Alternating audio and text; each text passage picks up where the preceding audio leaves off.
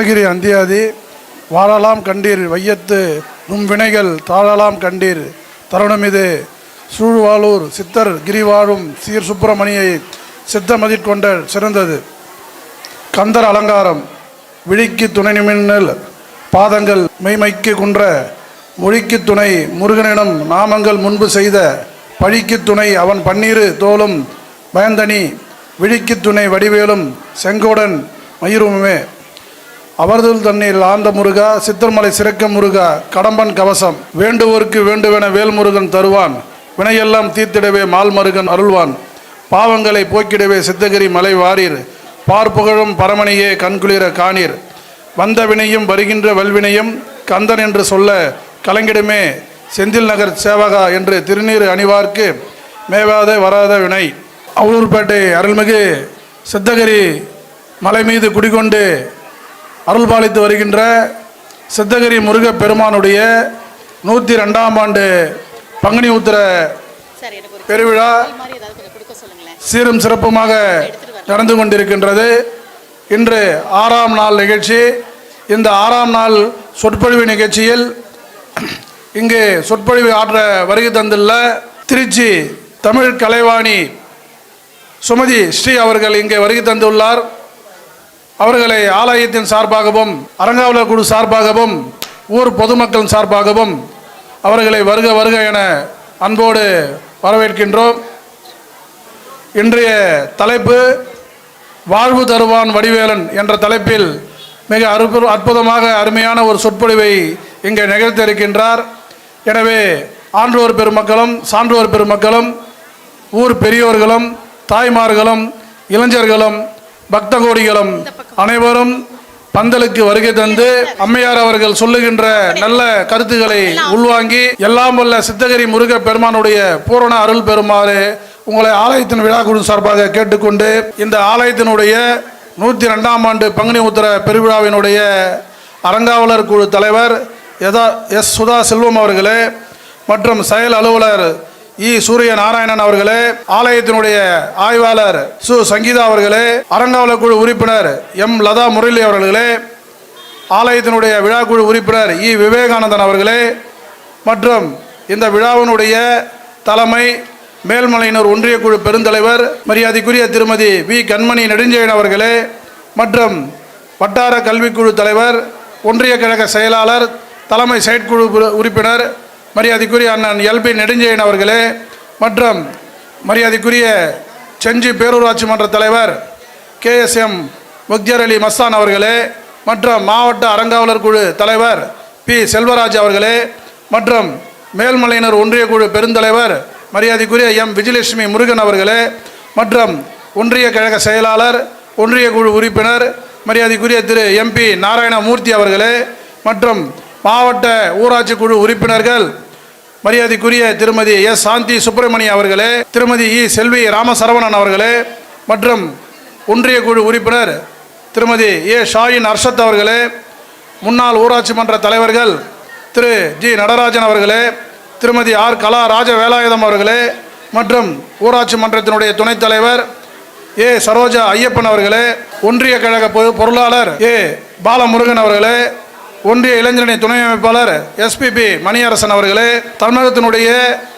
தமிழக முதல்வர் மக்கள் முதல்வர் மாண்புமிகு தளபதி MK ஸ்டாலின் அவர்களுடைய நல்லாசியுடனும் மற்றும் தமிழகத்தினுடைய துணை முதல்வர் மாண்புமிகு உதயநிதி ஸ்டாலின் அவர்களுடைய நல்லாசியுடனும் மற்றும் இந்து சமய அறநிலைத்துறை அமைச்சர் மாண்புமிகு PK சேகர்பாபு அவர்களுடைய வழிகாட்டுதலின்படியும் முன்னாள் அமைச்சர் செஞ்சி சட்டமன்ற உறுப்பினர் விழுப்புரம் வடக்கு மாவட்ட கழக செயலாளர் அவர்களுடைய ஆணையின்படியும் ஆரணி நாடாளுமன்ற உறுப்பினர் உயர் திரு MS தரணிவேந்தன் அவர்களும் மற்றும் விழுப்புரம் மாவட்ட ஆட்சியர் S ஷேக் அப்துல் ரஹ்மான் அவர்களும் மாவட்ட காவல் கண்காணிப்பாளர் P சரவணன் அவர்களும் மற்றும் இந்து சமய அறநிலையத்துடைய இணை ஆணையர் சு மோகனசுந்தரன் அவர்களும் மற்றும் அவலூர்பேட்டை வருவாய் ஆய்வாளர் இ சசிகலா அவர்களும் மற்றும் கிராம நிர்வாக அலுவலர் ஏ காளிதாஸ் அவர்களும் காவல்துறை உதவி ஆய்வாளர் கே ஆனந்தன் அவர்களும் மற்றும் உதவி மின் பொறியாளர் தமிழ்நாடு மின்சார வாரியம் எஸ் மணியரசு அவர்களும் மேல்மலையனூர் வட்டார வளர்ச்சி அலுவலர் ஜெய்சங்கர் அவர்களும் மேல்மலையனூர் வட்டார வளர்ச்சி அலுவலர் கிராம ஊராட்சி எஸ் சையத் முகமது அவர்களும் மற்றும் அவலூர்பேட்டை ஊராட்சி மன்ற உறுப்பினர்கள் திரு இ ராஜ்குமார் அவர்களும் திருமதி ஜே ரமிஜாபி ஜாக்கிர் ஷரீப் அவர்களும் திரு பி வெங்கடேசன் அவர்களும் திரு எம் சிவா அவர்களும் திருமதி ஏ பத்மாவதி அண்ணாமலை அவர்களும் திருமதி எஸ் சாபனா ஜான் அவர்களும் திரு வி தானப்பன் அவர்களும் திரு எஸ் ஆறுமுகம் அவர்களும் திருமதி ஆர் உண்ணாமலை ராமமூர்த்தி அவர்களும் திருமதி வி ராஜகுமாரி விவேகானந்தன் அவர்களும் திரு எஸ் விநாயகமூர்த்தி அவர்களும் ஊராட்சி செயலர் திரு சி திருமலை அவர்களும் மற்றும் ஊராட்சி பணியாளர்கள் ஊராட்சி மன்றம் அவலூர்பேட்டை மற்றும் ஆலயத்தினுடைய அர்ச்சகர்கள் எஸ்பி ஜெகநாதன் அவர்களும் ஏஎஸ் பாலமுருகன் அவர்களும் என் ராமலிங்கம் எம் ஏகாம்பரம் ஜே மணிகண்டன் மற்றும் கோவில் எழுத்தர்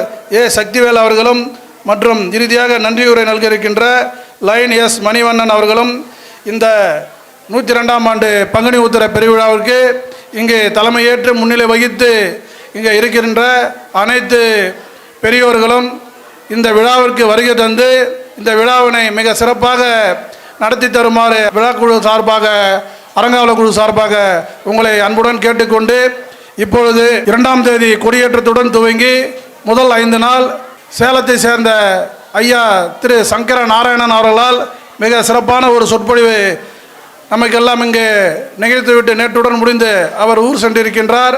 அவரை தொடர்ந்து இன்று வருகை தந்துள்ள அம்மையார் அவர்கள் தொலைபேசியில் தொடர்பு கொண்டு அவர்களை நாங்கள் இந்த மாதிரி 5 நாள் சொற்பொழிவு ஆற்றணுமான்னு சொல்லி கேட்ட பிறகு நாங்கள் தேதி பிரியாதான் இருக்குது நாங்கள் வரோன்னு சொல்லியிருந்தாங்க. சரி, அதுக்கப்புறம் அவங்ககிட்ட பேசி அந்த தேதியை நாங்கள் கன்ஃபார்ம் பண்ணிட்ட பிறகு அதுக்கப்புறம் அம்மா அவர்கள் உலகம் முழுவதும் தமிழ்நாடு முழுவதும் தொலைக்காட்சி இப்போ அந்த விஜய் டிவியில் புகழ்பெற்று இன்று தமிழ்நாடு எல்லாமே அம்மாவை பற்றி தான் இன்றைக்கி எல்லா இடத்துலையும் பேசுகிறாங்க. சொற்பொழிவை நீங்கள் எல்லாம் கேட்டு அமைதி காத்து நல்ல முறையில் அவர் சொல்லுகின்ற நல்ல கருத்துக்களை உள்வாங்கி எல்லாம் வல்ல முருகனுடைய அருள் பெறுமாறு உங்களை அன்போடு கேட்டுக்கொள்கின்றேன். 5 கரத்தனை ஆணை முகத்தினை இந்து நிளம்பரை போலும் எய்ச்சனை நந்தி மகண்டனை ஞான கொழுந்தனை புந்தியில் வைத்து அடி போற்றுகின்றேனே. உலகெல்லாம் உணர்ந்து ஓதற்கு அறியவன் நிலவுலாவும் நீர்மலி வேணியன் அலகில் சோதியன் அம்பலத்து ஆடுவான் மலர் சிலம்படி வாழ்த்தி வணங்குவான். வணக்கத்திற்கும் போற்றுதலுக்கும் உரிய அவலூர்பேட்டை அருள்மிகு ஸ்ரீ சித்தகிரி முருகன் திருக்கோவிலின் 102ஆம் ஆண்டு பங்குனி உத்திர பெருவிழாவை மிகுந்த சீரோடும் சிறப்போடும் நடத்தி கொண்டிருக்கக்கூடிய பெருமக்கள் அனைவருக்கும் என்னுடைய மிக பணிவான வணக்கம். கோவிலுடைய தர்மகர்த்தா அவர்கள், அறங்காவலர் குழு நிர்வாகிகள், கோவிலுடைய குருக்கள், பக்த கோடிகள் அனைவருக்கும் என்னுடைய மிக பணிவான வணக்கம். அவலூர்பேட்டை சித்தகிரி முருகன் ஆலயத்திற்கு வருகை தந்து 5 நாட்கள் சொற்பொழிவு ஆற்ற இருக்கின்ற திருச்சி சுமதி ஸ்ரீ அவர்களுக்கு ஆலய அறங்காவலர் குழு சார்பாக அவருக்கு சால்வை அணிவித்து மரியாதை செய்யப்படுகிறது. முதல் முறையாக குருக்கள் அவர்கள் என்னை தொடர்பு கொண்டு எங்கள் முருகன் கோவிலுக்கு நீங்கள் பேச வர வேண்டும் என்று சொன்னார். அதுக்கப்புறம் தான் விஜய் டிவிலெல்லாம் பேசினது சூப்பர் சிங்கரில். அதன் பிறகு நிகழ்ச்சிகள் நிறைய புக்காச்சு, அது வேற.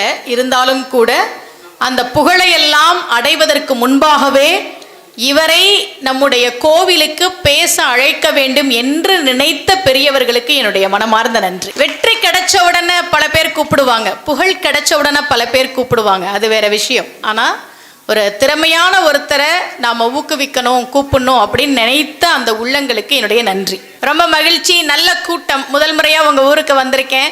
முருகப்பெருமானுடைய பெருமைகளை சொல்லக்கூடிய கந்தபுராணத்தில் இருக்கக்கூடிய செய்திகளை இன்று முதல் தொடர்ந்து ஒரு 5 நாட்களுக்கு நாம சிந்திக்க போறோம். அதுல இருக்கக்கூடிய முருகப்பெருமானுடைய பெருமைகளை எல்லாம் நம்ம பார்க்க போறோம். நம்ம எல்லாம் கலியுகத்துல இருக்கோம். கலியுகம்னா என்ன? ஏதாவது நடந்ததுன்னா காலம் கெட்டு போச்சு, கலியுகத்துல இருக்கோம், கலிகாலம் அப்படின்னு சொல்றோமே. கலிகாலம்னா என்ன?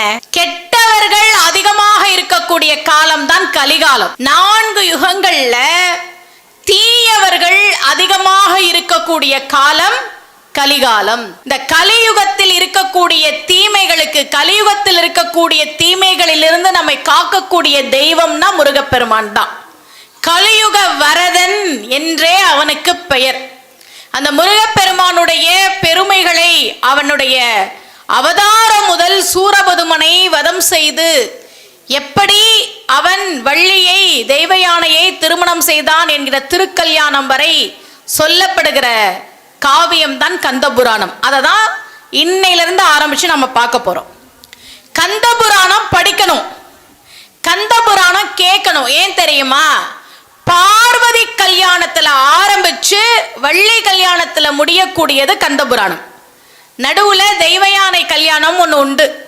அப்ப 3 கல்யாணம் வருது. ஆரம்பத்துல ஒரு கல்யாணம், முடிவுல ஒரு கல்யாணம், இறுதியில ஒரு கல்யாணம். யார் ஒருவர் கந்தபுராணம் படிக்கிறாங்களோ அவங்களுக்கு நல்ல திருமண வாழ்க்கை அமையும், திருமண வாழ்க்கை மகிழ்ச்சியா இருக்கும். கந்தபுராணம் படித்தால், கந்தபுராணம் கேட்டால் மகிழ்ச்சியான திருமண வாழ்க்கை அமையும். ஒன்னொன்னுக்கு ஒரு நூல் பயன் இருக்கு. இத படிச்சா என்ன கிடைக்கும், இத கேட்டா என்ன கிடைக்கும். இப்ப ராமாயணத்துக்கு கம்பராமாயணம் இருக்குல்ல, நேத்து ராமநவமி அப்படிதானே, ராமன் அவதாரம் செய்த நாள். அருணகிரிநாதர் முருகப்பெருமானை பாடுகிற போது ராமனுடைய மருமகனே, கிருஷ்ணனுடைய மருமகனே, பெருமாளினுடைய மருமகனே என்று பல இடங்களில் அவர் போற்றி பாடுகிறார். நாடிய பொருள் கைகூடும், உனக்கு என்ன வேணுமோ அது கிடைக்கும். உண்மையா சொல்றேன், உங்களுக்கு ஏதாவது வேணும்னா, வேண்டுதல் இருந்ததுன்னா அதை மனசுல சங்கல்பம் பண்ணிக்கிட்டு ராமாயணம் படித்தால் நிச்சயமா அது கிடைக்கும்.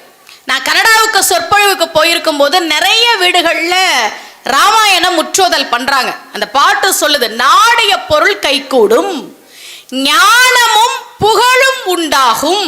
நல்ல புகழ் கிடைக்கும், நல்ல அறிவு கிடைக்கும், வீடு இயல் வழி அது ஆக்கும், முக்தி பேருப்பதற்கான வழி கிடைக்கும். வேரியம் கமலை நோக்கும், மகாலட்சுமி தாயாரினுடைய பார்வை கிடைக்குமா. வேரியம் கமலை நோக்கும், நீடிய அரக்கர் சேனை நீரு பட்டு அழிய, வாகை சூடிய சிலை ராமன் தோல்வழி கூறுவாருக்கே.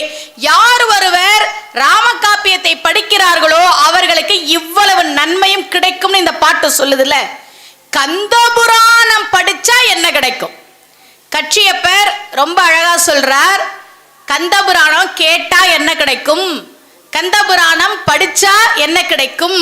பொதுவாகவே இந்திரன் அப்படின்னா தலைவன், தேவலோகத்திற்கு தலைவனாக இருக்கக்கூடியவன் இந்திரன். இந்திரராகி கந்தபுராணம் படிச்சா எப்படி தேவலோகத்தின் தலைவன், தேவலோக அரசன் இந்திரன் வாழ்கிறானோ அப்படிப்பட்ட வாழ்க்கை உங்களுக்கு கிடைக்கும். சொல்றது யாரு? கந்தபுராணம் எழுதின கச்சியப்ப சிவாச்சாரியார் சொல்றார். இந்திரராகி பார் மேல் இன்பமுற்று, இந்த உலகத்துல இன்பமா சந்தோஷமா இருப்போம். கந்தபுராணம் கேட்டால் இந்திரனை போல வாழ்க்கை அமையும். பார்மேல் இன்பமுற்று, இந்த உலகத்துல வாழ்கிற வரைக்கும் மகிழ்ச்சியா சந்தோஷமா இருக்கலாம். இனிது மேவி சிந்தையில் நினைந்த முற்றி சிவகதி அதனில் சேர்வர். இறந்த பிறகு எல்லாருக்கும் ஒரு வாழ்க்கை இருக்கே, அங்க சிவகதி நிச்சயமாக சிவபெருமானிடம் இருக்கக்கூடிய அந்த பாக்கியம் கிடைக்கும். அந்தமில் அவுணர் தங்கள் அடல் கெட முனிந்த செவ்வேல் கந்தவேல் புராணம் தன்னை காதலித்து ஓதுவாரேனர்.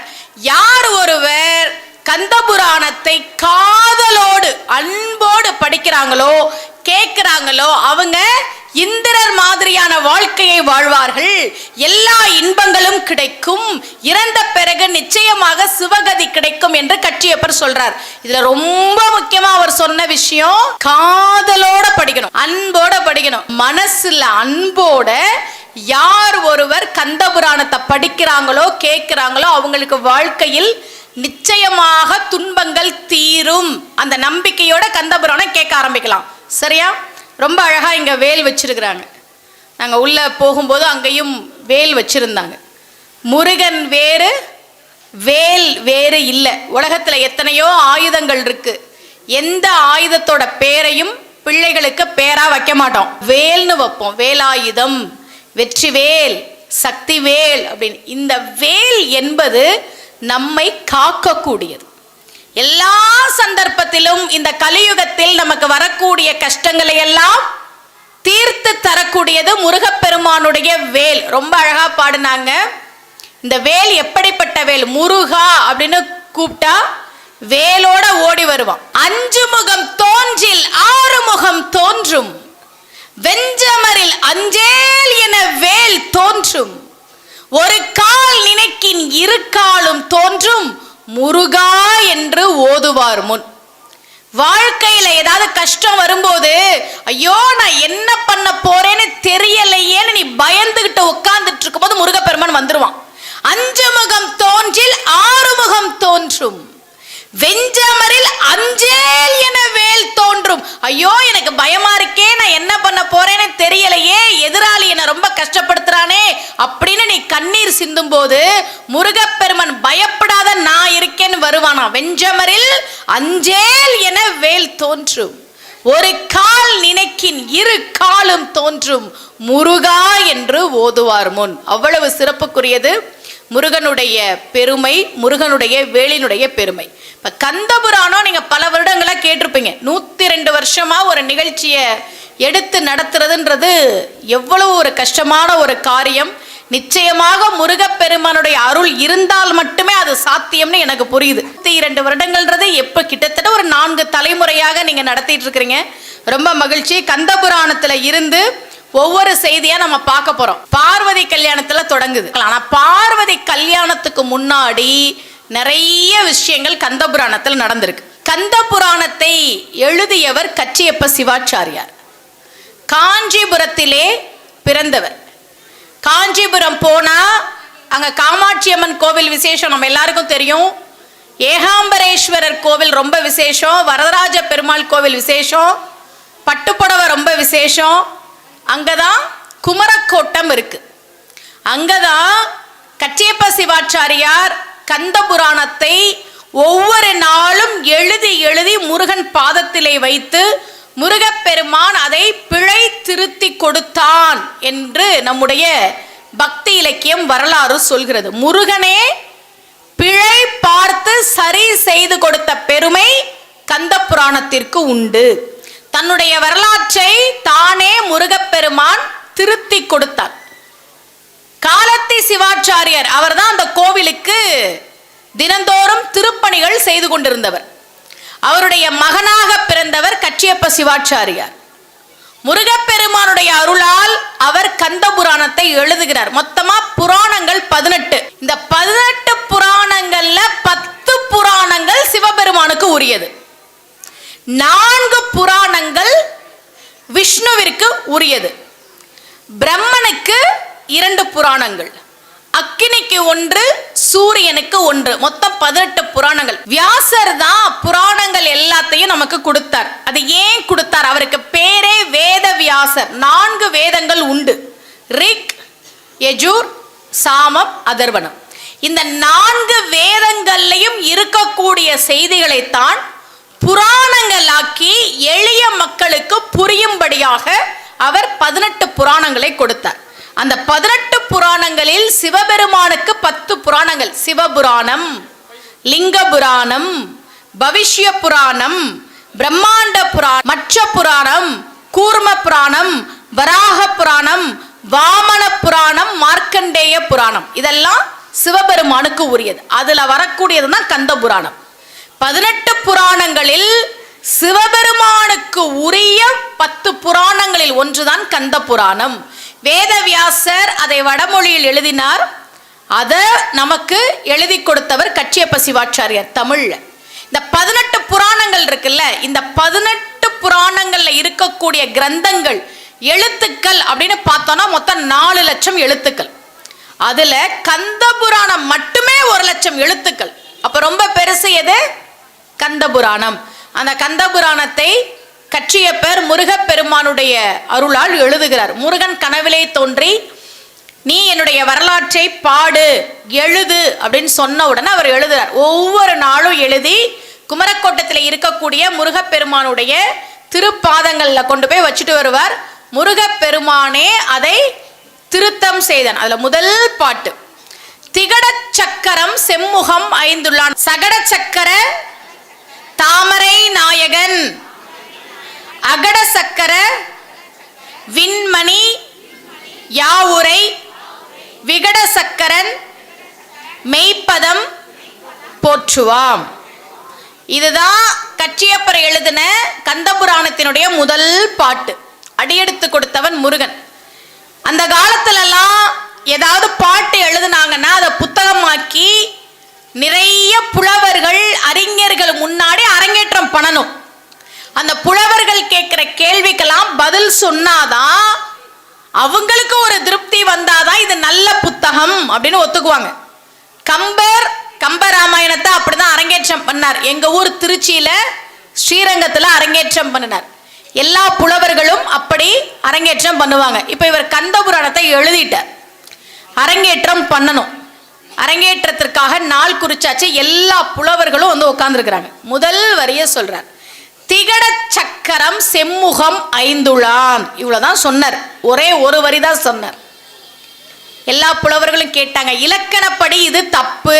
இப்போ ஒரு புலவர் எந்திரிச்சார், திகட சக்கரம் செம்முகம் ஐந்துளான் தப்பு, இது இலக்கணப்படி வராது, அதனால இதை நாங்க ஏத்துக்க மாட்டோம். முதல்ல அந்த பாட்டுக்கு விளக்கம் சொல்லிடுறேன்.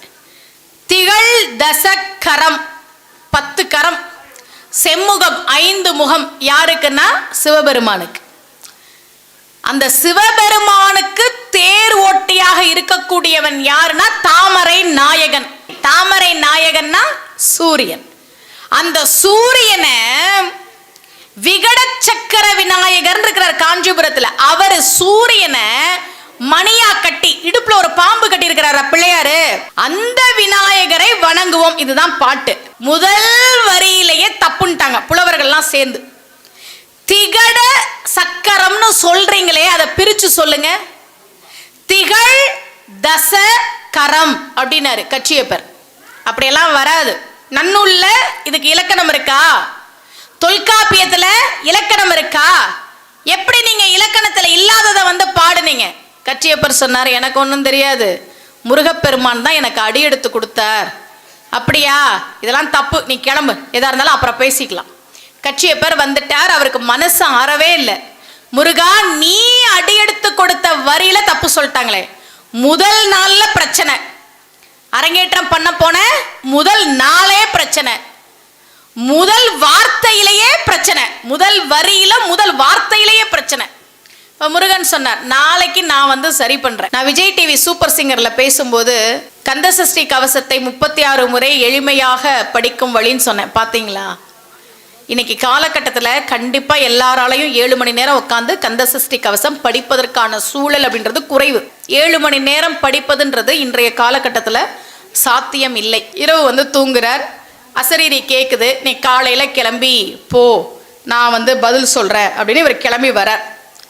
அடுத்த நாள் எல்லா புலவர்களும் இருக்கிறாங்க. எல்லா புலவர்களும் இருக்கிற போது மறுபடியும் கேட்கிறாங்க, என்னப்பா பதில் கிடைச்சதா?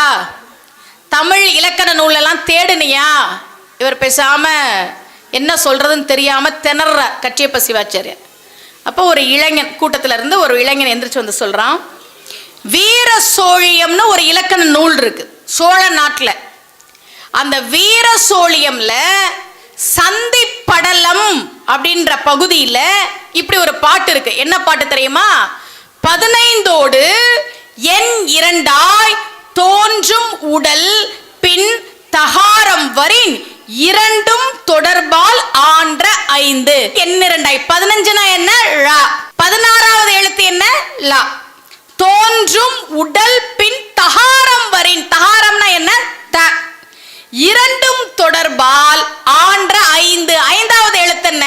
இந்த பாட்டு என்ன சொல்லுதுன்னா, இந்த இலக்கண பாட்டு என்ன சொல்லுதுன்னா, தமிழ்ல மெய்யெழுத்துல 15வது எழுத்து, எண் 2 16வது எழுத்து, இந்த 2 எழுத்துக்கும் பின்னாடி தகரம் வந்தால் அது சேர்கிற போது 5வது எழுத்து டா வரும். அப்போ 15வது எழுத்து ழா.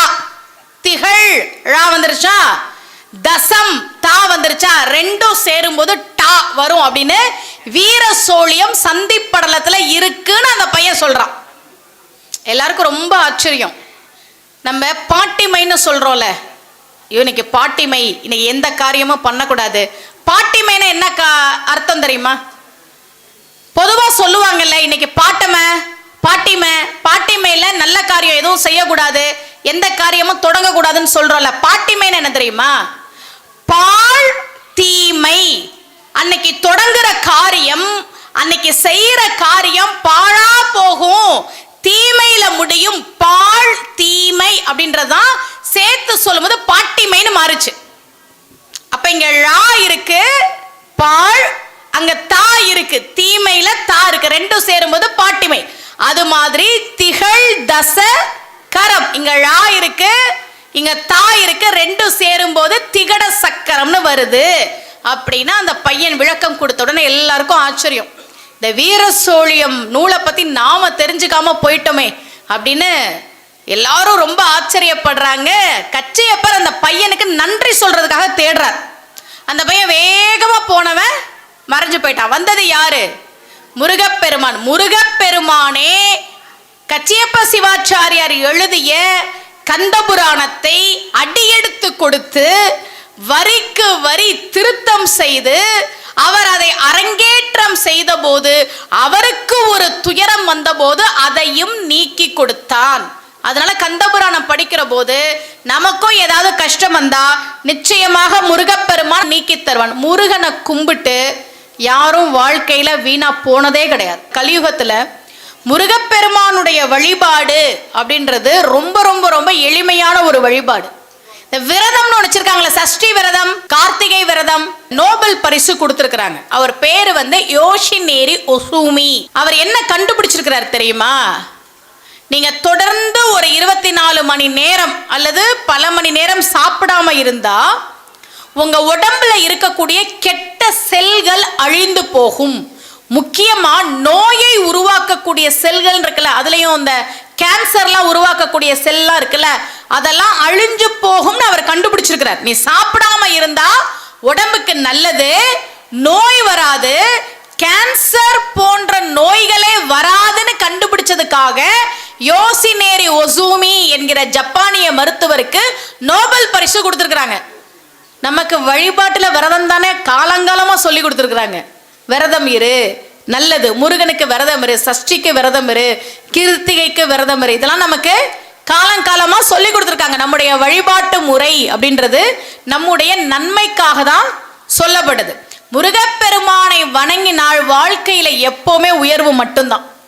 முருகன் ஏன் அவதாரம் செய்தான் அப்படின்னா இந்திரனுக்கு தேவலோக பதவியை கொடுப்பதற்காகவும் இந்திராணிக்கு அவளுடைய மாங்கல்ய பாக்கியத்தை நிலையாக இருக்க செய்வதற்காகவும் முருகப்பெருமான் அவதாரம் செய்தார். சூரபதுமன் காஷ்யப முனிவருக்கும் மாயைக்கும் பிறந்தவர். காஷ்யப முனிவர் நல்லவர், அவர் மிக சிறந்த ஞானி முனிவர், தவம் பண்ணிக்கிட்டு இருந்தார்.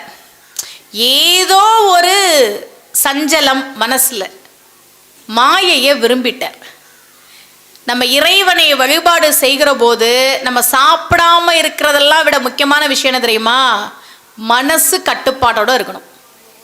மனக்கட்டுப்பாடு தான் ரொம்ப ரொம்ப முக்கியம். அதுக்கு தான் ஆன்மீகத்தில் நமக்கு வழிபாடுகள். 48 நாள் மாலை போடு அப்படின்னா என்ன அர்த்தம்னா முதல்ல மனசு கட்டுப்பாடா இருக்கணும். காஷ்யப முனிவர் நல்லவர், ஞானி, ஆனா மாயை மீது விருப்பம் கொண்டார்.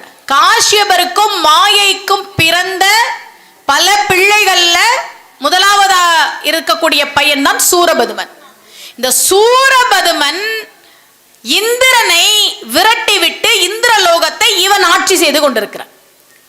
இந்திரனும் இந்திராணியும் தமிழ்நாட்டுக்கு வந்து சீர்காழி பக்கத்துல தலைமறைவா வாழ்ந்துட்டு இருக்கிறாங்க. அவன் யாரு? இந்திரலோகத்தை ஆட்சி செய்யக்கூடிய இந்திரன். இந்திராணி கூட வந்து சீர்காழிக்கு பக்கத்துல தலைமறைவா வாழ்ந்துட்டு இருக்கிறான். சூரபதுமன் தேவலோகத்துல உட்கார்ந்து தேவர்களை துன்புறுத்தி கொண்டிருந்தான், பிரம்மாவை துன்புறுத்தி கொண்டிருந்தான், எல்லாரையும் துன்புறுத்துறான். அதுல பிரம்மாவுக்கு கொடுத்த வேலை என்ன தெரியுமா? கூப்பிட்டு ஒவ்வொரு நாளும் பிரம்மாவை கூப்பிட்டு பஞ்சாங்கம் படிக்க சொல்லுவானா. பிரம்மா யாரு? நமக்கெல்லாம் தலையெழுத்தை எழுதுறவர், அப்படிதானே? தலையெழுத்து பிரம்மா எழுதுறது, அதை மாற்ற முடியாதுன்னு. ஆனா பிரம்மன் எழுதிய தலை எழுத்தை மாற்றி தரக்கூடிய கடவுள் யாருன்னா முருகப்பெருமான். அருணகிரியாருக்கு பிரம்மன் எழுதின தலையெழுத்து என்ன தெரியுமா? திருவண்ணாமலை கோபுர உச்சியிலிருந்து கீழே விழுந்து இறக்கணும்ன்றதான் அருணகிரியாருக்கு பிரம்மன் எழுதின தலையெழுத்து. பண்ணார் அருணகிரியார்? கோபுர உச்சி மேல ஏறினார், தற்கொலை பண்ணிக்கிறதுக்காக கீழே குதிச்சார். ஒரே ஒரு நல்ல விஷயம், குதிக்கும் போது முருகான்னு சொல்லிட்டு குதிச்சிட்டான். முருகன் வந்து தாங்கி பிடிச்சிட்டான். முருகான்னு சொல்லலன்னா பிரம்மன் எழுதின தலையெழுத்து அப்படியே நடந்திருக்கும். முருகான முருகன் தாங்கி பிடிச்சிட்டான். இப்பதான் அருணகிரியார் சொன்னார், தலை எழுத்தை மாற்றக்கூடிய தெய்வம் முருகப்பெருமான். பிரம்மனை கொண்டு போய் சிறையில வச்சார். முருகப்பெருமான் வச்சாரா? பிரணவ மந்திரத்துக்கு பொருள் தெரியலன்னு. பிரம்மன் கைலாயத்துக்கு போறார், போய் சிவபெருமான பார்த்துட்டு வர்றார். முருகப்பெருமான் பிரம்மன்ட்ட கேட்டார், பார்த்துட்டீங்களா? பார்த்துட்டேன். ஆமா, உங்க வேலை என்ன? உடனே பிரம்மன் சொன்னார், என் வேலை நாதன் ஆணையால் அனைத்தும் நான் படைப்பன், இந்த உலக உயிர்கள் எல்லாத்தையும் நான் தான் படைக்கிறேன், ரொம்ப ஆணவத்தோட பிரம்மன் சொன்னார். உடனே முருகன் சொன்னான், இறைவனை தரிசனம் செய்வதற்கு முன்னால் ஆணவம் இருக்கலாம், இறைவனை தரிசனம் பண்ணிட்டு வந்த பிறகு ஆணவம் இருக்கக்கூடாது. நீங்க கோவிலுக்கு போனீங்கன்னா மனசு தூய்மையாகி வெளியில வரணும். போகும்போது உங்களுக்கு யார் மேல வேணாலும் கோபம் இருக்கலாம். அவன் என்ன திட்டான், அடிச்சுட்டான், அவன் நல்லா இருப்பான், நான் நல்லா இருக்க மாட்டான், என்ன வேணா உங்க மனசுல அழுக்கு இருக்கலாம். கோவிலுக்கு போயிட்டு வெளியில வந்தீங்கன்னா மனசுல தூய்மை இருக்கணும். அது பிரம்மனுக்கே இல்லை. அதனாலதான் எல்லாம் தெரியும், எல்லா உயிரையும் படைக்கிறேன்னு சொல்றீங்களே, எங்க பிரணவ மந்திரத்துக்கு பொருள் சொல்லுங்க. தூக்கி சிறையில வச்சார். இப்ப பிரம்மன் சிறையில் இருக்கும்போது பெயில்ல எடுக்க வந்தவர் யாரு? சிவபெருமான். விட்டுடுப்பா, அதெல்லாம் விட முடியாது. முருகன் சொன்னார், இல்ல, இந்த உலக உயிர்களை எல்லாம் படைக்கிற பொறுப்பு பிரம்மனுக்கு இருக்கு. நீ இப்படி தூக்கி ஜெயில வச்சுட்டா, சிறையில வச்சுட்டா எப்படிப்பா உலக உயிர்கள் எல்லாம் பிறப்பார்கள்? உடனே முருகன் சொன்னார், அதை நான் பார்த்துக்கிறேன் அப்படின்னு. பிரம்மன் சிறையிலிருந்து வருகிற காலம் வரை உலக உயிர்களை படைத்தது முருகப்பெருமான். எப்படி அவர் படைத்தாரோ, எப்படி அவர் தலையெழுத்தை எழுதினாரோ அப்படி எழுதியவன் முருகப்பெருமான். அதனால முருகப்பெருமானுக்கு தலையெழுத்தை எழுதவும் தெரியும். இப்ப மோசமான ஒரு தலையெழுத்தை பிரம்மன் எழுதிட்டாருன்னு வச்சுக்கோங்களேன், எப்படி முருகனை கும்பிட்டா அவன் அழிச்சு தருவான் அப்படின்றத அருணகிரியார் சொல்றார்.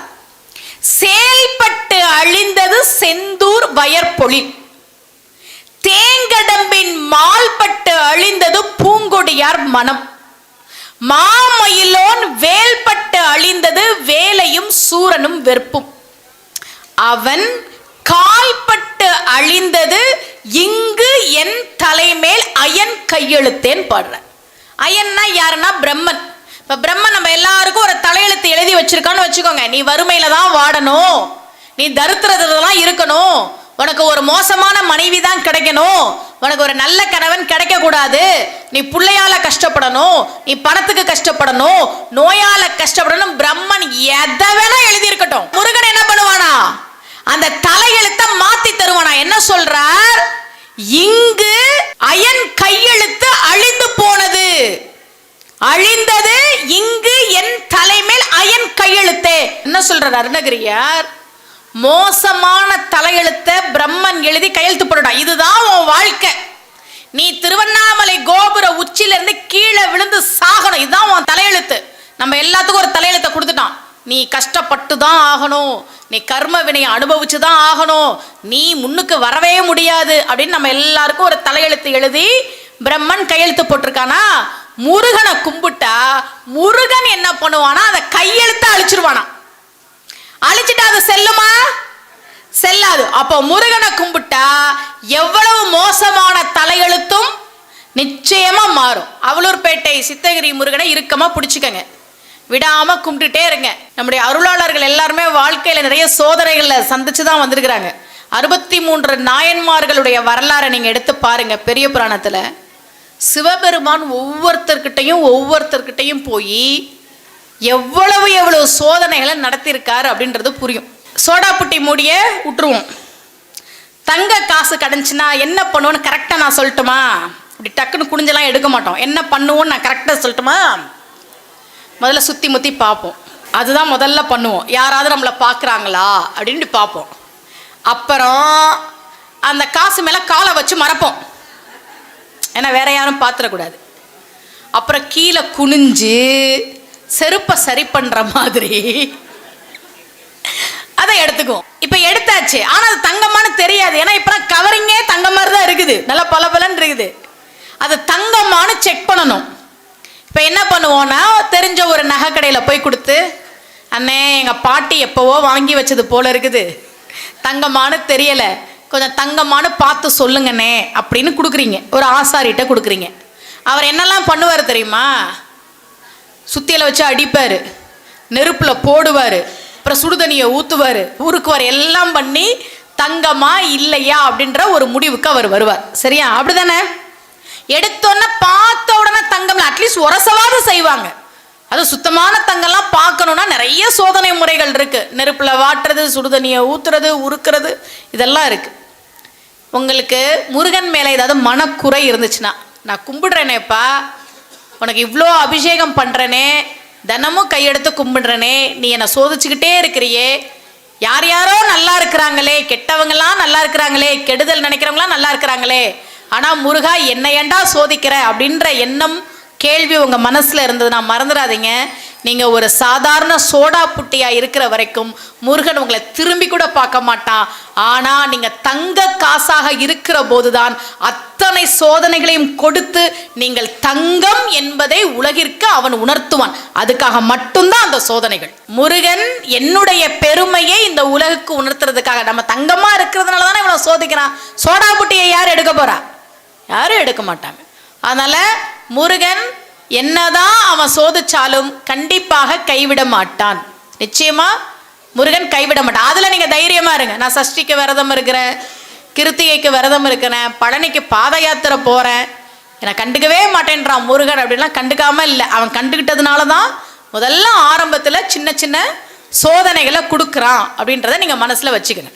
சரி, இப்ப காஷ்யப முனிவருக்கும் மாயைக்கும் பிறந்த பிள்ளைகள்ல முதல் பிள்ளை சூரபதுமன். அவன் சிவபெருமான் கிட்ட தான் வரம் வாங்கினான். மைலோசை சேனல்ல இருந்து வந்திருக்கிறாங்க.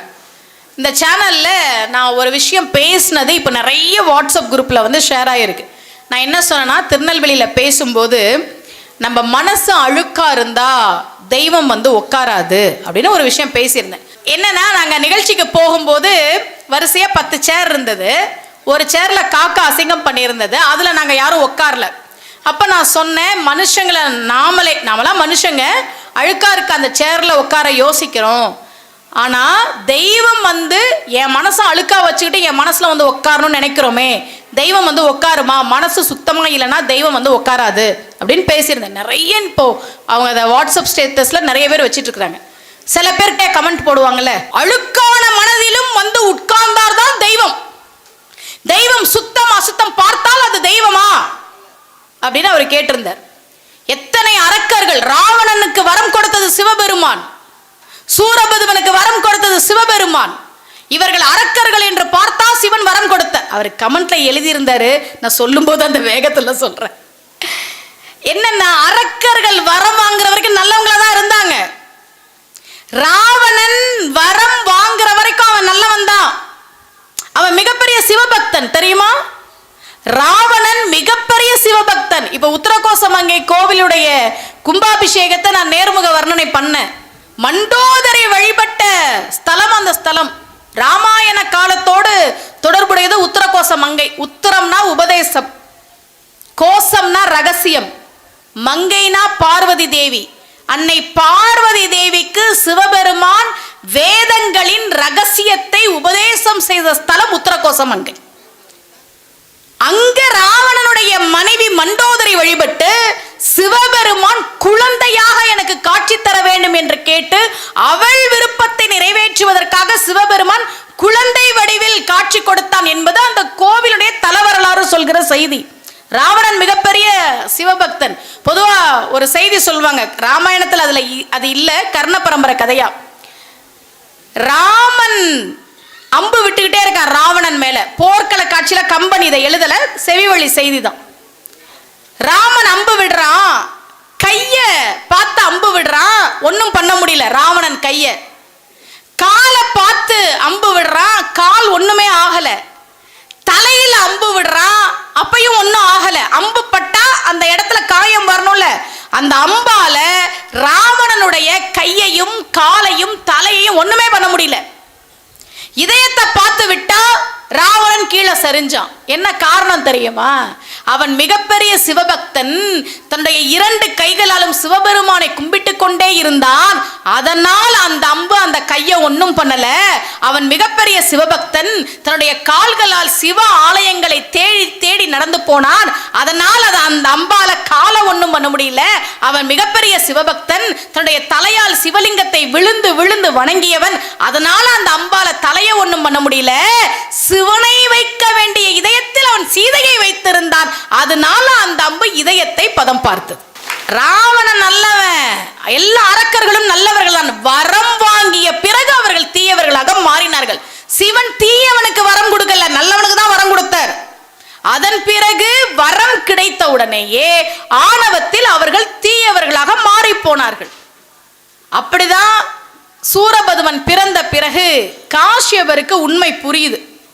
எவ்வளவு பெரிய தப்பு பண்ணிட்டோம். மாயை, அவ பேரே மாயை, மாயாஜாலங்களை செய்யக்கூடியவள். அவளுடன் சேர்ந்து இப்படி ஒரு பிள்ளையை பெற்றெடுத்தோமே என்று காசியப முனிவர் வருத்தப்படுகிறார். ஆனால் மாயை சூரபதுமனை மிகப்பெரிய கொடுங்கோலனாக வளர்க்கிறான்.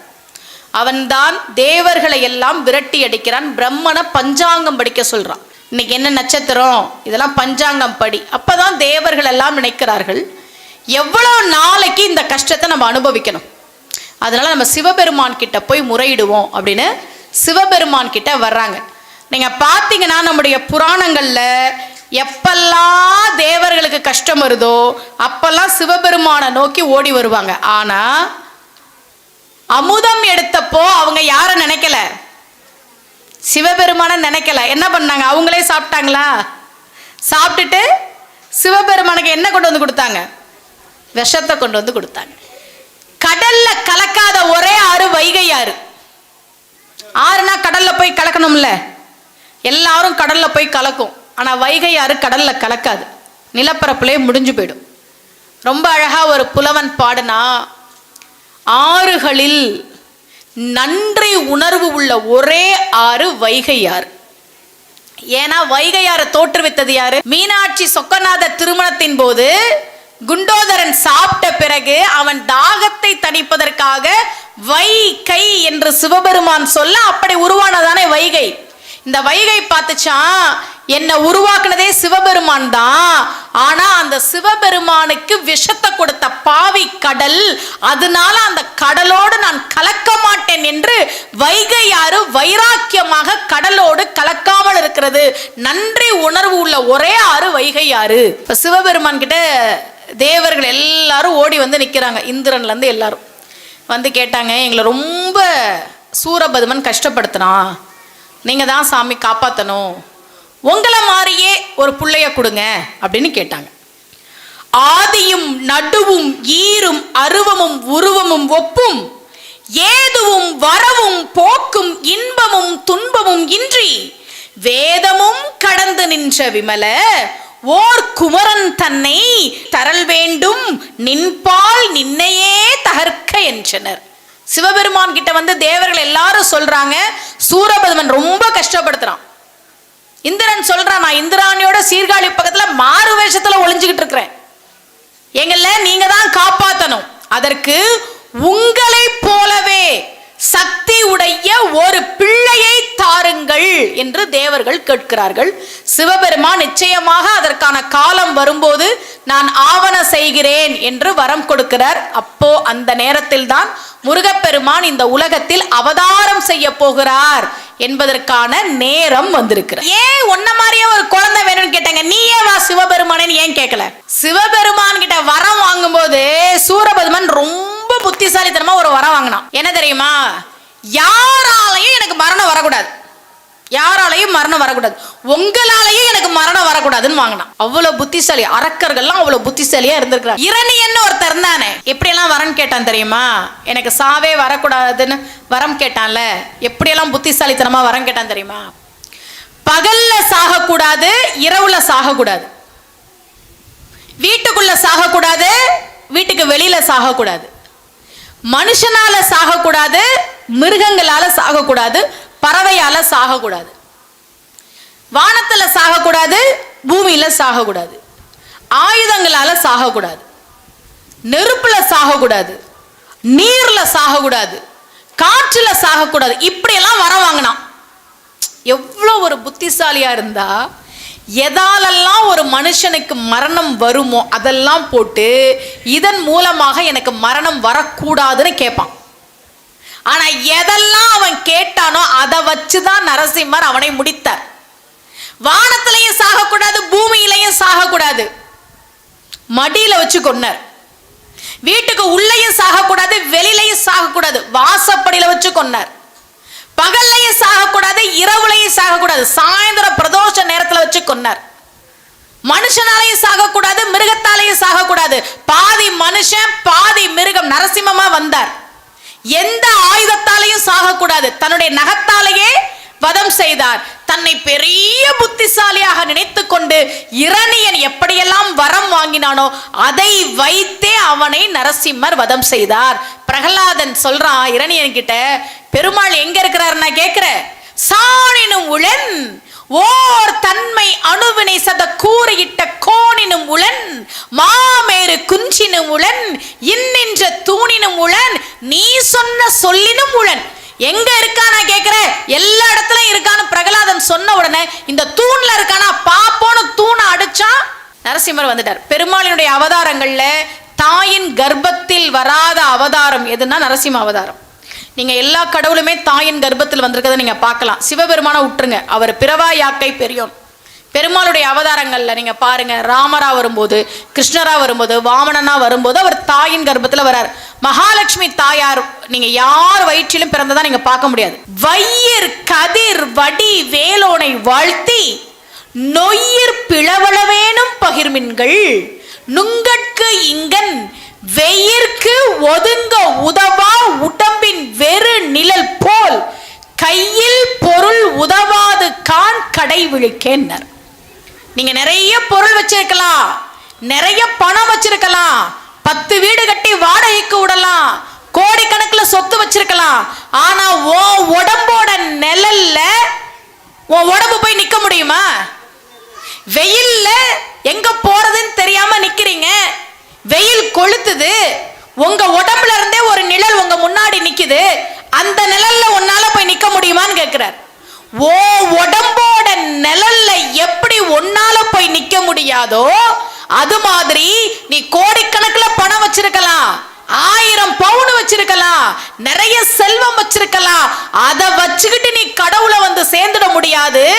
முருகனுடைய பெயரை சொல்லி நொய்யரிசி இருக்கல அதை பிளந்து கொடுத்தாலும் உனக்கு முருகப்பெருமான் அருள் செய்வான். நீ செய்யற அந்த புண்ணியம் தான் உன் கூட வருமே தவிர உன்னை காப்பாற்றுமே தவிர உன்னுடைய பொருள் அல்ல அப்படின்னு ரொம்ப அழகா அருணகிரியார் பாடுறார்.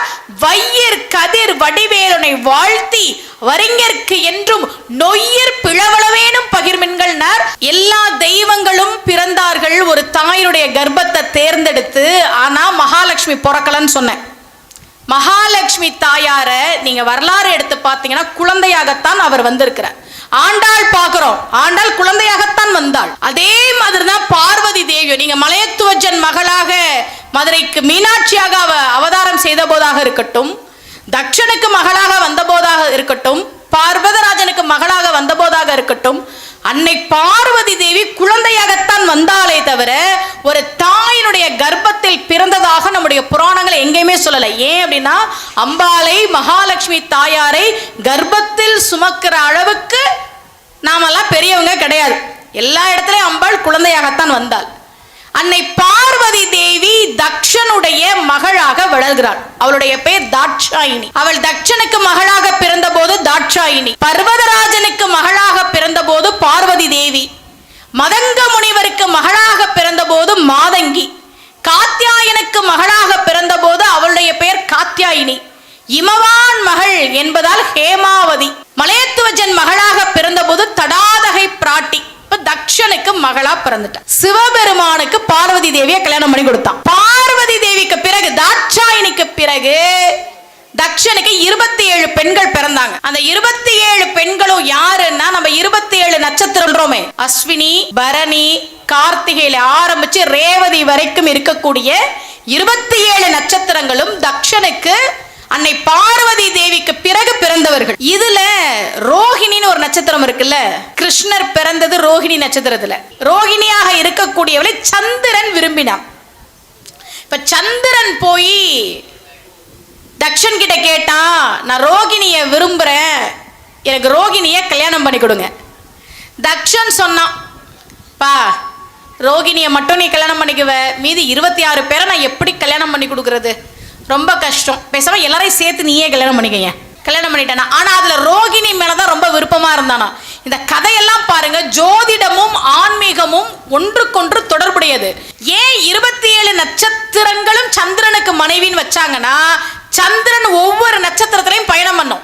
இப்ப இன்னைக்கு அஸ்வினி நட்சத்திரத்துல இருக்குன்னா அடுத்து பரணி, அடுத்து கார்த்திகை, அடுத்து ரோகிணி, அடுத்து மிருகசீரிஷம், இப்படியே ஒண்ணுனா திருவாதிரைக்கு போய் புனர்பூசம் போய் பூசம் போய் ஆயில்யம் மகான் சித்திரை சுவாதி விசாகம், இப்படி வந்து இந்த பக்கம் பூராடம் சதயம் எல்லாம் போய் ரேவதி நட்சத்திரத்துல வந்து சந்திரன் முடிச்சுட்டு திரும்ப அஸ்வினில இருந்து ஆரம்பிக்கும்.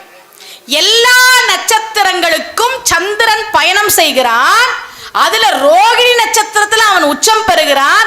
அதனால்தான் சொன்னாங்க சந்திரனுக்கு 27 நட்சத்திரங்களும் மனைவி, அதுல ரோகிணியை அவனுக்கு ரொம்ப பிடிக்கும். நமக்கு புரியுற மாதிரி கதையா சொன்னாங்க. இப்ப ரோகிணி மேல ரொம்ப பாசமா இருந்தோன்னு மற்ற பெண்கள் எல்லாம் போய் தட்சன் கிட்ட சொல்றாங்க, அப்பா சந்திரன் ரோகிணியை தானே விரும்புறேன்னு சொன்னா, நீ ரோகிணியை மட்டும் கல்யாணம் பண்ணி கொடுத்துருக்கலாமே, எங்க எல்லாரையும் கல்யாணம் பண்ணி கொடுத்துட்டு அவர் எங்களை கண்டுக்க கூட மாட்டேங்கிறாரு. தக்ஷனுக்கு கோபம் வந்துருச்சு. தக்ஷனுக்கு மாப்பிள்ளை யாரு? சிவபெருமான். மாப்பிள்ளை சிவபெருமான், ரெண்டாவது மாப்பிள்ளை தான் சந்திரன். இப்ப சந்திரன் கிட்ட சொன்னாரு, என்னுடைய மகள்கள் எல்லாரையும் நீ நல்லா பார்த்துக்குவேன்னு நினைச்சேன், ஆனா என் பிள்ளைகள் எல்லாம் நீ அழ வச்சிட்டு இருக்கிற, அதனால நான் உனக்கு சாபம் கொடுக்கிறேன், நீ தேய்ந்து போக கடவாய் அப்படின்னு தட்சன் சாபம் கொடுத்தான். முழு பௌர்ணமி நிலவாக இருந்த சந்திரன் தக்ஷனுடைய சாபத்தால் கொஞ்சம் கொஞ்சமா தேஞ்சுக்கிட்டே வரான். இப்ப 3ஆம் பிறையில வந்து நிக்கிறான். இன்னும் 2 நாள் இருக்கு, முடிஞ்சதுன்னா அமாவாசை ஆயிடுவான், காணா போயிடுவான். பயம் வந்துருச்சு. நேரா சிவபெருமான் கிட்ட ஓடி வந்தான். சிவபெருமான் கிட்ட ஓடி வந்து, சிவபெருமானே என்ன இருந்தாலும் அந்த வீட்டுக்கு நீங்க தான் மூத்த மாப்பிள்ளை, நம்ம மாமனாரு எனக்கு இப்படி ஒரு சாபம் கொடுத்துட்டாரு, என்னை காப்பாத்துங்க. 3ஆம் பிறையா இருக்கிறான் சந்திரன். இன்னும் 2 நாள் போச்சுன்னா அமாவாசை சந்திரன் எங்க இருக்கானே தெரியாது. நீங்க தான் எனக்கு சாப விமோச்சனம் கொடுக்கணும், நீங்க தான் என்னை காப்பாத்தணும் அப்படின்னு சந்திரன் கேட்கிறான். உடனே சிவபெருமான் சொன்னார், யார் வந்து என்னுடைய காலை பிடிச்சாலும் கண்டிப்பா நான் அவங்களுக்கு அருள் செய்வேன். தக்ஷன் நீ தேஞ்சு போகணும்னு சாபம் கொடுத்தானா, நான் உனக்கு விமோச்சனம் கொடுக்குறேன். ஏன்னா நீ எனக்கு அடைக்கலமா வந்துட்ட, நீ வளர்ந்து கொண்டே இருப்பாய், உன்னை தூக்கி என் தலையில வச்சுக்கிறேன், நீ வளர்ந்துகிட்டே இரு. ஆனா ஒண்ணு, என்ன இருந்தாலும் நீ பண்ணதும் தப்பு தான், எல்லார்கிட்டையும் ஒரே மாதிரி இருந்திருக்கணும். நீ ஏன் ரோகிணி கிட்ட மட்டும் பாசமா இருந்த, அதனால தக்ஷன் கொடுத்த சாபம் அப்படியே இருக்கும், நீ தேஞ்சுக்கிட்டு தான் இருப்ப. நான் கொடுத்த விமோச்சனமும் அப்படியே இருக்கும், நீ வளர்ந்துகிட்டே இருப்ப.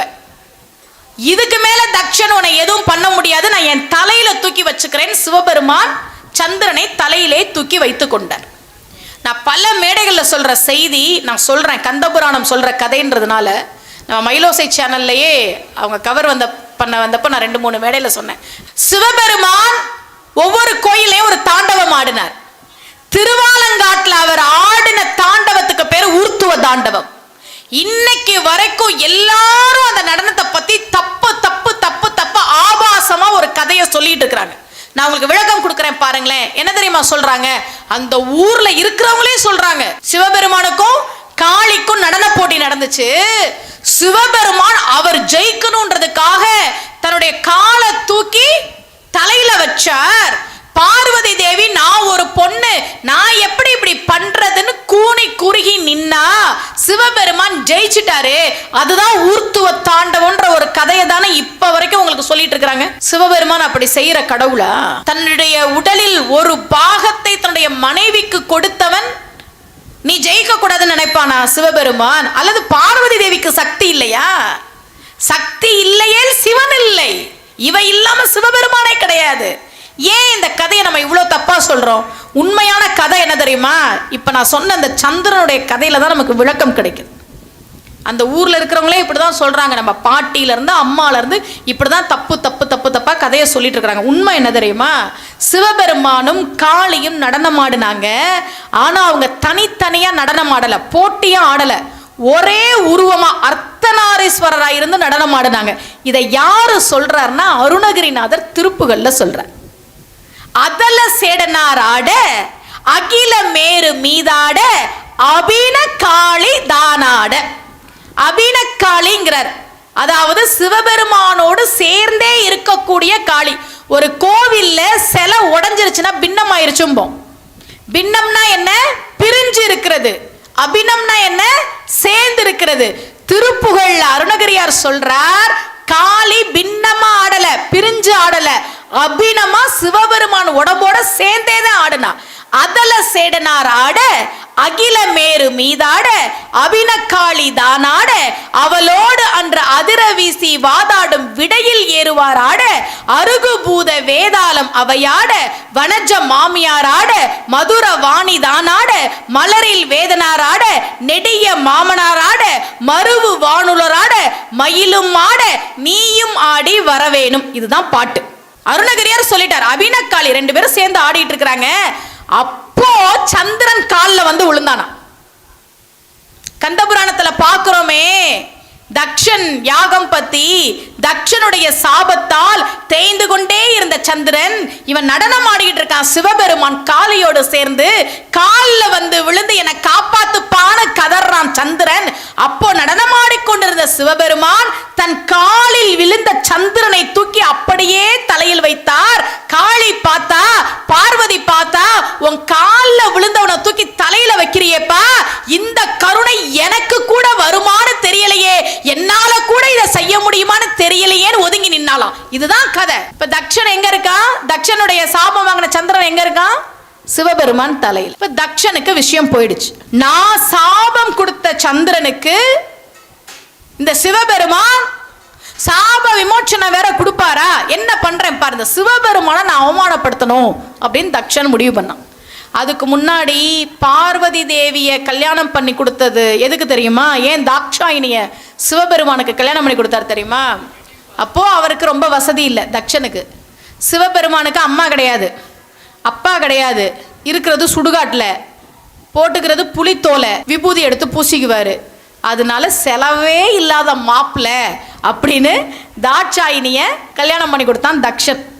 அப்புறம் கொஞ்சம் வசதியெல்லாம் வந்ததுக்கு அப்புறம் மதிக்கல. சிவபெருமானையே அப்படிதான், சிவபெருமானுக்கு அம்மாவும் கிடையாது அப்பாவும் கிடையாது, அதனால எல்லாரும் அடிக்கிறாங்க. அர்ஜுனன் வில்லால அடிச்சான், கண்ணப்ப நாயனார் செருப்பால மிதிச்சார், பாண்டிய மன்னன் பிரம்பால அடிச்சான், சாக்கிய நாயனார் கல்லால் அடிச்சார். காலமேக புலவர் ரொம்ப அழகா பாடினார், டேய் சிவபெருமானே உன்னை எல்லாரும் அடிக்கிறாங்களே என்ன காரணம் தெரியுமா? உனக்கு அம்மாவும் இல்லை அப்பாவும் இல்லடா, அதனாலதான்டா. உனக்கு ஒரு அம்மா இருந்திருந்தா யாரு என் பிள்ளைய அடிக்கிறதுன்னு கேட்டிருப்பா. அப்படி கேட்கறதுக்கு ஒரு அம்மா இல்லாததுனால தான் எல்லாரும் இப்படி அடிக்கிறாங்க. ரொம்ப அழகா பண்ணார். வில்லால் அடிக்க செருப்பால் உதைக்க வெகுண்டு ஒருவன் கல்லால் எரிய பிரம்பால் அடிக்க இக்காசினியில் அல்லார் பொழில் தில்லை அம்பலவானருக்கோ அன்னை பிதா இல்லாததால் அல்லவோ இங்கனே எளிது ஆனதுவே. ஏண்டா சிவபெருமானுக்கு அம்மா அப்பா இல்லைன்னு தானடா அவன் வில்லால் அடிக்கிறான், இவன் செருப்பால மிதிக்கிறான், அவன் பிரம்பால் அடிக்கிறான், அவன் கல்லால் அடிக்கிறான். காலமேக புலவர் பாடினார். அந்த சிவபெருமான அவமானப்படுத்தணும்னு தக்ஷன் முடிவு பண்ணான். யாக புருஷன்னா அது சிவபெருமான் தான். யாகத்துல முதல் தாம்பூலம் யாருக்குன்னா சிவபெருமானுக்கு தான். அப்ப சிவபெருமான கூப்பிடணும். யாரு யாகம் பண்ணாலும் சரி, நீங்க பண்ணாலும் சரி, எந்த சாமிக்கு பண்ணாலும் சரி, முதல் தாம்பூலம் யாருக்குன்னா சிவபெருமானுக்கு. காலம் காலமா இருக்கிற மரபு அது. சிவபெருமான கூப்பிடணும் ஒண்ணு. ரெண்டாவது, இவர் தான் வீட்டுக்கு முதல் மாப்பிள்ளை.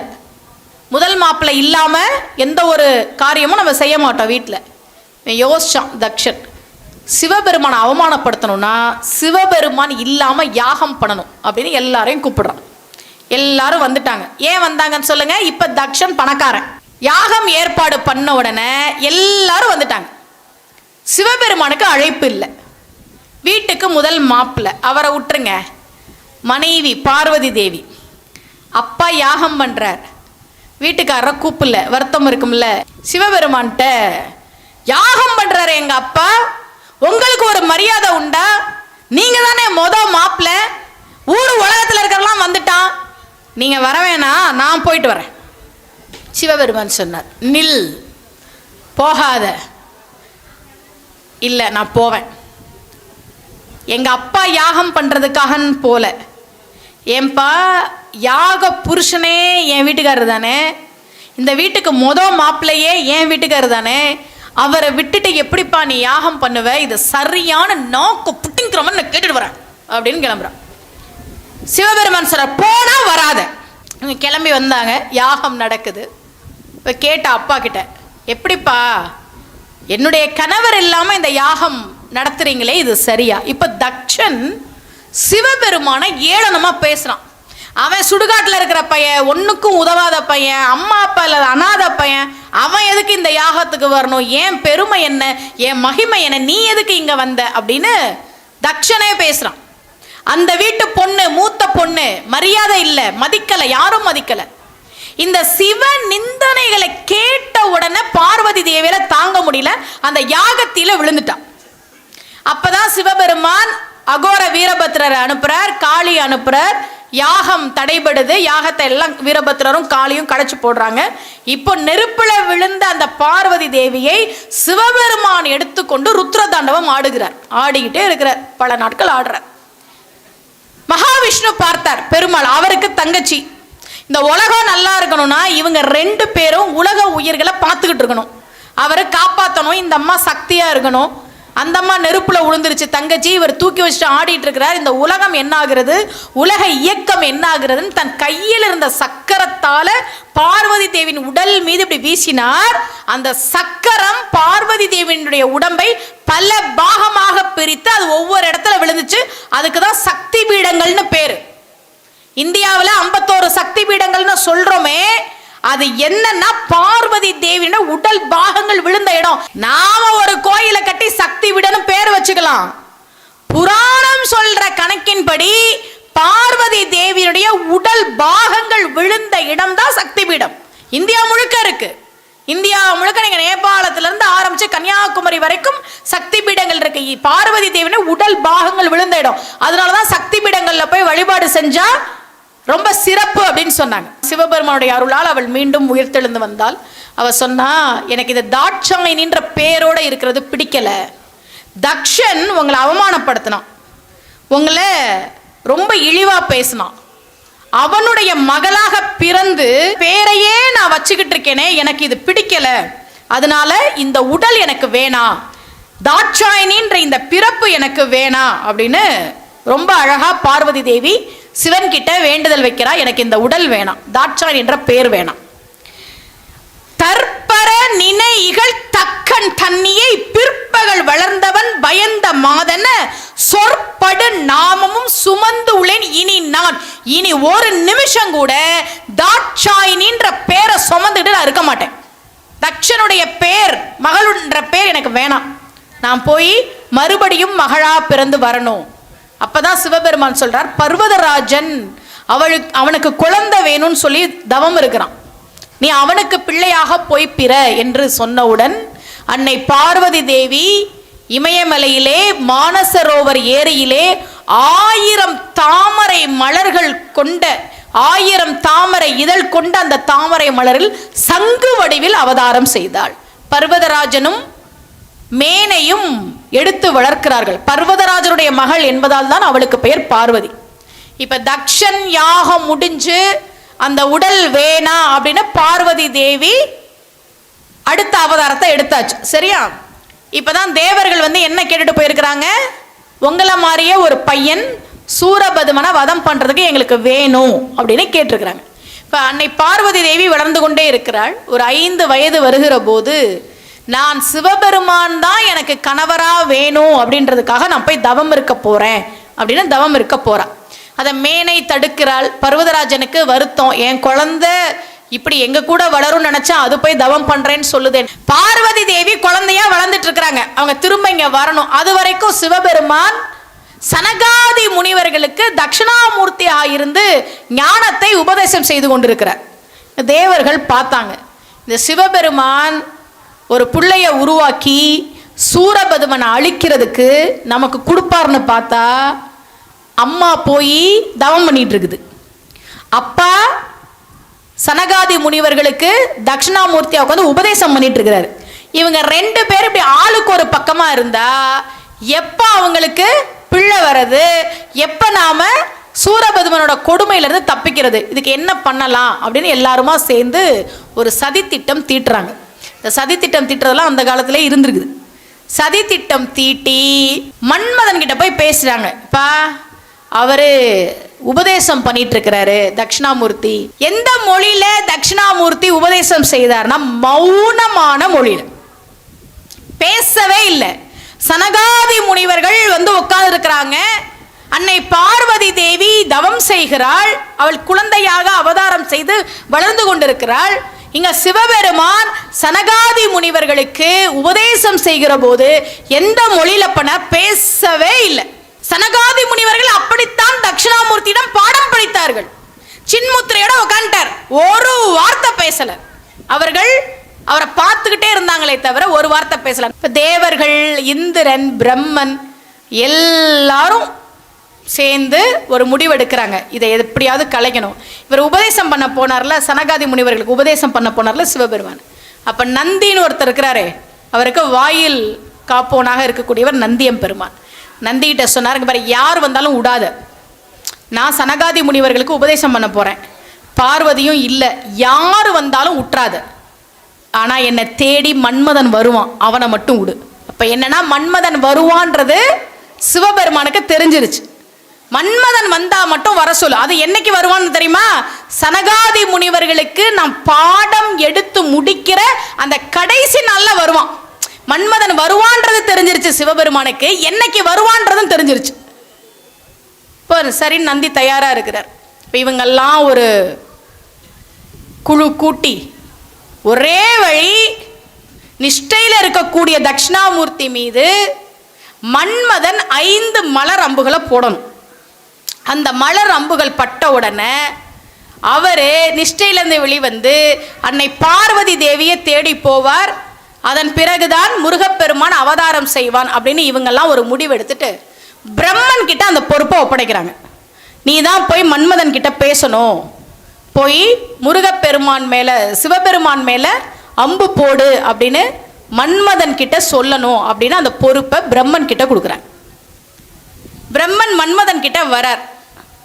இதுல இருந்து தான் கந்தபுராணம் தொடங்குது. காம தகன படலம். நம்ம ஊர்ல திருவிழாலாம் வைக்கிறாங்களா, காமன் பண்டிகைன்னு வைப்பாங்க. இந்த பங்குனி மாசத்துல பாத்தீங்கன்னா காமன் பண்டிகை முடியும், அடுத்து பங்குனி உத்திரத்துல கல்யாணம் நடக்கும், அப்புறம் பார்த்தீங்கன்னா வைகாசி விசாகத்தில் முருகப்பெருமான் அவதாரம் செய்வார். எப்படி புராணத்தில் சொல்லியிருக்கிறாங்களோ அதன்படி தான் நம்முடைய திருவிழாக்கள்லாம் இருக்கு. நான் கந்தபுராணத்தை படிச்சப்போ எனக்கு ஆச்சரியமா இருந்தது. எப்படி கந்தபுராணத்தில் என்னென்ன படலம் கச்சியப்பர் சொல்லியிருக்கிறாரோ அதுக்கு ஏற்ற மாதிரி தான் நம்முடைய திருவிழாக்கள் எல்லாமே இருக்கு. முதல்ல காமதகன படலத்துல தான் கந்தபுராணமே தொடங்குது. ரொம்ப அழகா கச்சியப்பர் சொன்னார், அருவமும் உருவமும் ஆகி அனாதியாய் பலவாய் பிரம்மமாய் நின்ற ஜோதி பிளம்பதோர் மேனியாக கருணைக்கூர் முகங்கள் 6 கரங்கள் 12 கொண்டே ஒரு திரு முருகன் வந்திங்கு உதித்தனன் உலகம் உய்ய. முருகன் அவதாரம் செய்ததை இப்படிதான் கச்சியப்பர் பாடுறார். ஒரு திரு முருகன் அப்படின்னார். முருகன்னா ஒருத்தன் தான், அவனுக்கு இணையா இன்னொருத்தர் இல்லவே இல்லை, ஒன்லி ஒன் அப்படின்றதுனாலதான் ஒரு அப்படின்னார். முருகன் பிறந்தான்னு சொல்லல, என்ன சொல்றார்? உதித்தான். பூமி சுழல்கிற போது நமக்கு சூரியன் தெரியாது, அப்ப இருளா இருக்கும். மறுபடியும் அது சுழன்ற சூரியனை பார்க்கும்போது பகல் வரும்.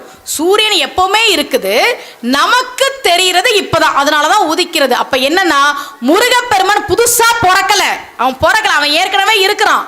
இருக்கிற அந்த முருகப்பெருமான் சிவசக்தி சொரூபமாக இருக்கக்கூடிய அந்த முருகப்பெருமான் எப்படி சூரபதுமனை வதம் செய்து எங்களை எல்லாம் காக்க வேண்டும் என்று தேவர்கள் வேண்டினார்களோ அப்படியே அந்த வரத்தை நிறைவேற்றுவதற்காகவே அவன் அவதாரம் செய்தான். அப்பதான் வர்றான், அவன் உதித்தான் என்று கச்சியப்பர் எழுதுகிறார். நான் ஏற்கனவே சொன்னேன், கந்தபுராணம் கேட்கிறது புண்ணியம், படிக்கிறது புண்ணியம்.